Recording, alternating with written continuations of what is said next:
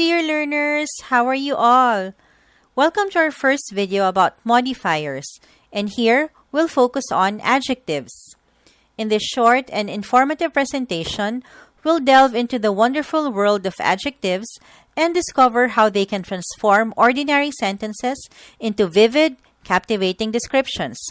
Whether you're a language enthusiast, a student looking to ace your grammar skills, or just curious about how language works, this video will provide you with a solid understanding of what adjectives are and how they add color and depth to our everyday communication. So, let's jump right in and explore the power of adjectives together. Here are the topics that we'll be covering in this video. Please take a minute to look. First, we need to know what adjectives are, so here's a simple description. Adjectives are a type of word used to describe or modify nouns in a sentence. We have already learned about nouns in an earlier lesson, but feel free to go back and re-watch our video lesson on nouns, okay? Adjectives provide more information about the noun by giving details such as size, shape, color, quantity, quality, or possession.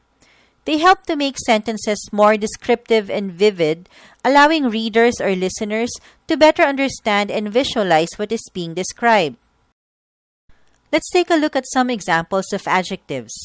We have a lot really, but here are a few of them. As you can see, they talk about size, like if the noun is small or large, also about shape, color, and texture. Here are more examples of adjectives. In writing, you can use simple adjectives or more complex adjectives depending on the context and requirements of your writing piece. Just make sure you know what these words really mean before using them in a sentence. Don't just use them because they sound fancy, okay? Now the question is, why do we need to study adjectives? Why are they important? Let's talk about 3 reasons. The first one has to do with description and detail. Adjectives provide details that help paint a clearer picture for the reader or listener. They add depth, making descriptions more vivid and engaging. And this is very important in writing because you need to help your reader visualize what you're trying to say by using only words.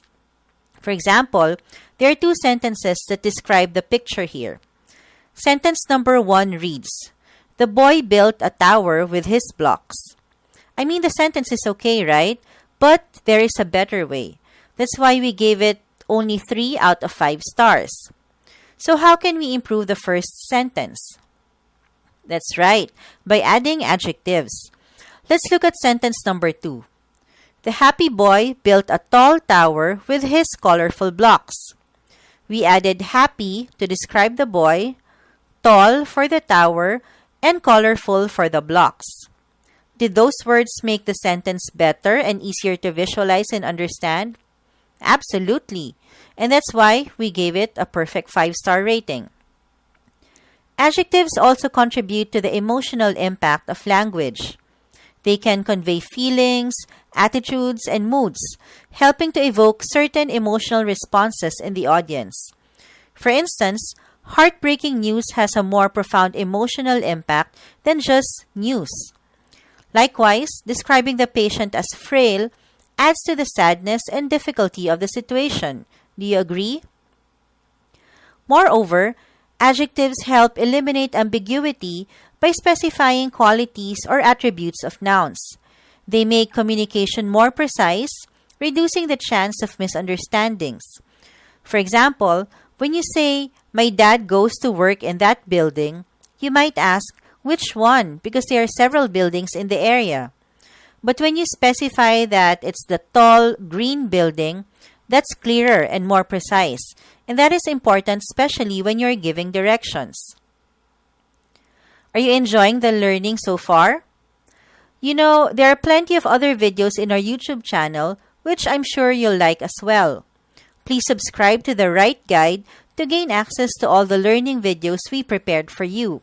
We have basic and advanced English grammar, academic, business and technical writing, and other mini courses. Okay, Moving on, there are three types of adjectives based on their position or placement in the sentence. If an adjective is placed before the noun, it is an attributive adjective.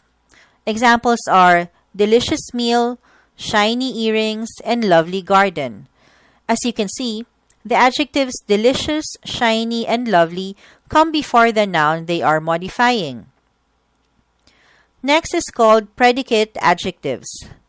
These are the opposite of attributive adjectives in that they are placed after the noun and follow a linking verb. If you have already forgotten about linking verbs, please rewatch our video lesson on verbs. In the first example shown here, he is cute. He is the subject, is the linking verb, and cute is the predicate adjective. Same with the other two examples.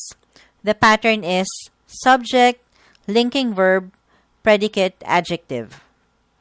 And then lastly, we have post-positive adjectives, which are placed immediately after the noun. There's no linking verb between the noun and adjective, like in the examples, someone interesting and only seats available. Everything clear so far? Okay, good. Now, let's talk about the degrees of adjectives or degrees of comparison. Since they describe nouns, adjectives are often used to compare things. We say it is positive when you describe one noun or when you compare two similar or equal items using as or like. So the typical adjectives like clean, happy, and modern are positive. Comparative degree, on the other hand, is when you describe two items that are not similar or equal. In this case, we use er at the end of the adjective or add more to show the unequal comparison, as in cleaner, happier, and more modern. The third and last one is superlative degree, and this is used to compare more than two things that are not similar or equal. We use est or most with the adjective in superlative degree. Using the same adjectives, they will now become cleanest, happiest, and most modern. However, there are some adjectives that do not conform to the pattern of adding er or est and more or most. For example, you don't say good, gooder, and goodest, right? Instead, it's good, better, and best. Also, bad, worse, and worst. Much, more, and most, and many other adjectives. Try to remember the ones shown here as these are commonly used. Let's try making sentences using the 3 degrees. The first example here shows the sun. It may be one object, but we're comparing the temperatures on different days. Positive degree. The sun is warm today. Comparative degree. The sun is warmer than it was yesterday. Then superlative degree. Today's sun is the warmest we've had all month. So the adjective goes from warm to warmer, then warmest. Do you follow? Another set. Positive degree. She is a good singer. There's no comparison here, just a description of the lady. Comparative degree. She is a better singer than her sister. Who are the two persons being compared? That's right, it's the lady and her sister. And then for superlative degree, she is the best singer in the entire choir. So here, we are comparing the lady to the other members of the choir. And there are more than 2. That's why we use the superlative degree. The adjective goes from good to better, then best. When it comes to degrees of comparison, many English learners or even writers commit errors. We'll discuss a few of them so you won't make the same mistakes. Here's the first one. In forming comparative and superlative modifiers, either use er and est or more and most, but don't use both in the same sentence. In the first pair, the correct way of saying it is, for me, she is the prettiest celebrity today. It's prettiest and not most prettiest for the superlative degree. Similarly, it's better and not more better, as in Tony became a better driver after training. Is that clear? Next one, when comparing two things, exactly two things only, we use between, more, and ER adjectives. Now, when comparing more than two things, we use among, most, and EST adjectives. Let's have a look at the first one here. Between the applicants, Rose was hired as a manager. Why is this incorrect? Yes, because it didn't specify that there are only two applicants, so we assume that there are more than two. And since there are more than two, we should use among and not between, according to the rule, right? In the second one, the comparison is between two teachers, as clearly stated in the sentence. Therefore, we should use the comparative degree, either the ER adjective or add more.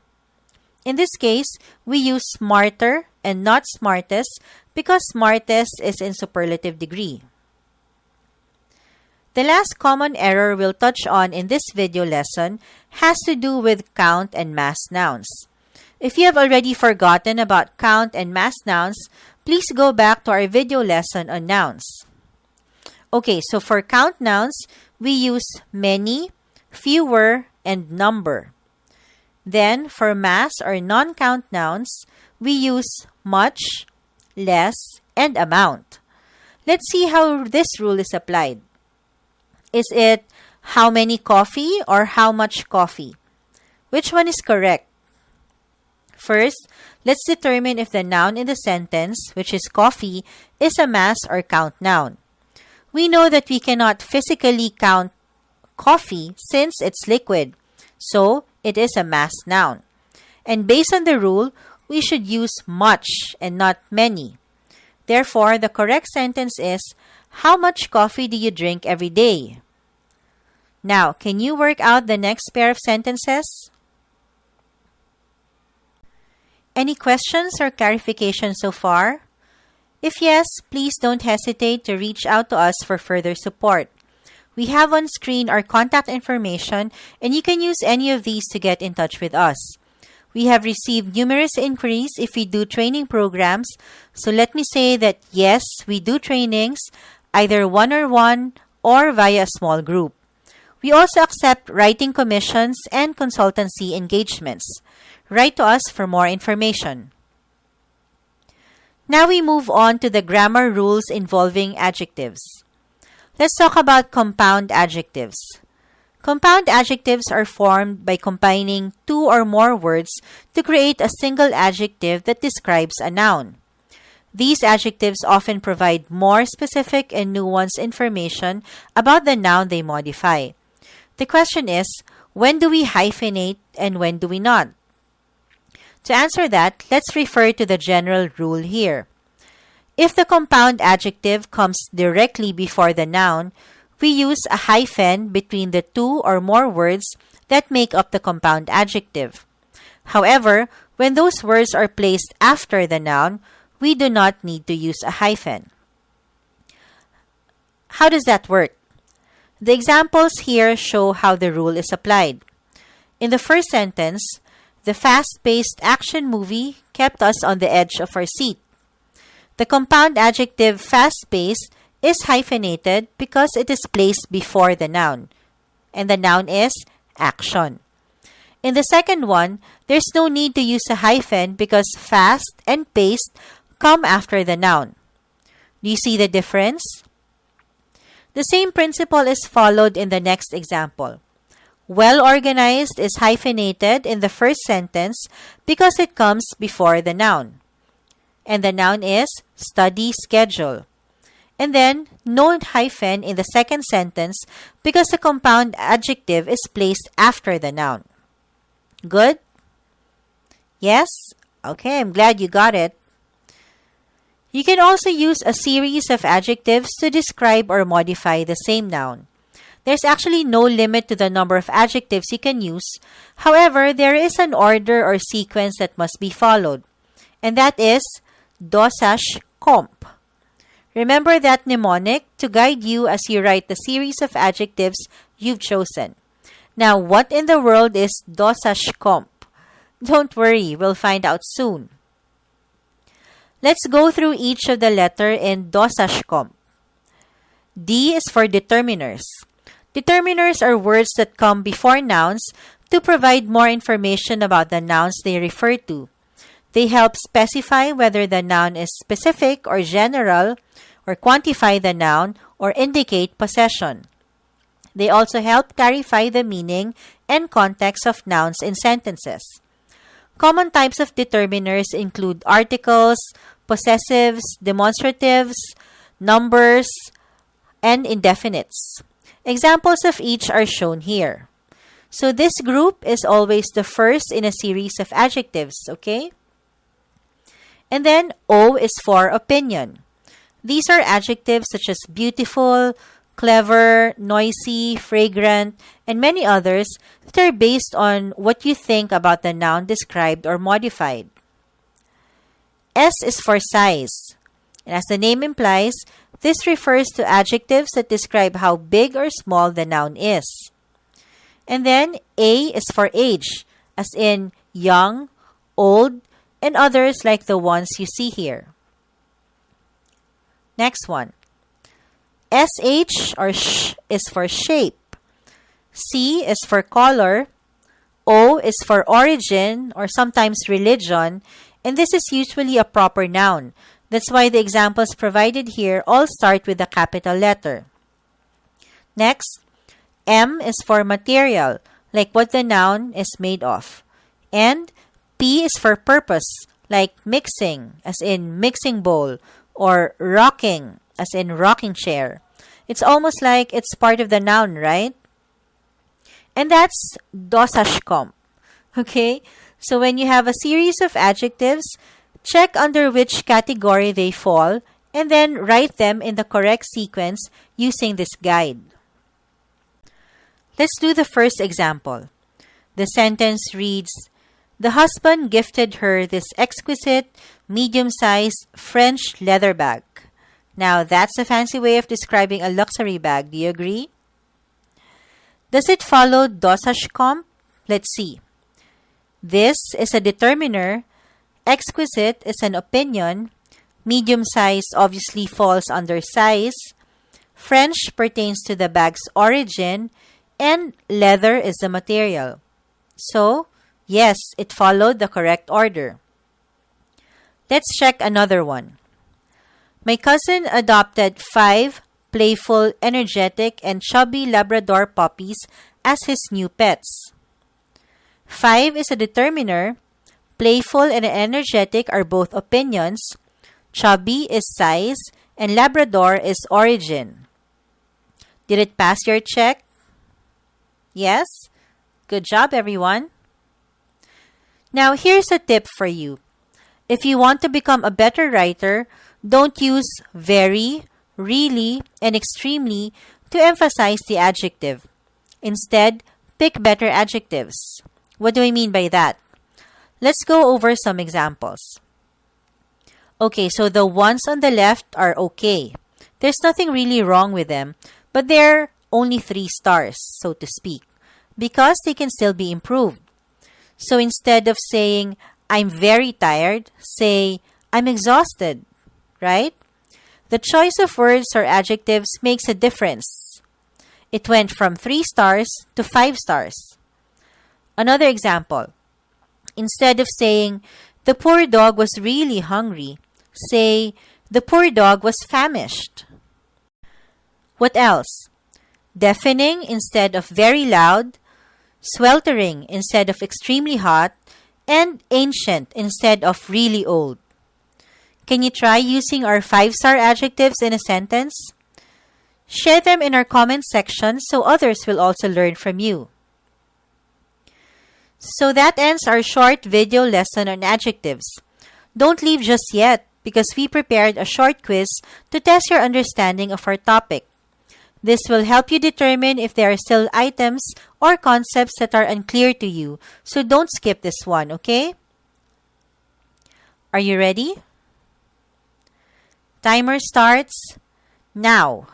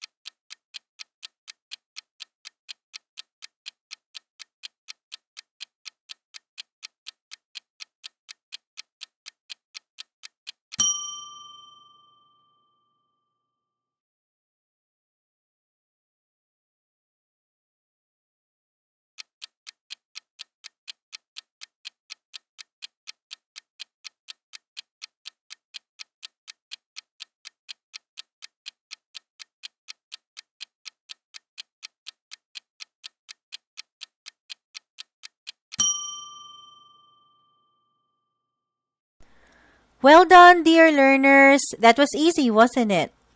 And just like that, we have finished another lesson in our English learning journey. Pat yourself on the back for a great job. Before you go, please don't forget to subscribe to our channel, The Right Guide. We would love to be a part of your continuing English learning journey. Like and share this video as well, okay? See you again soon. Bye, guys!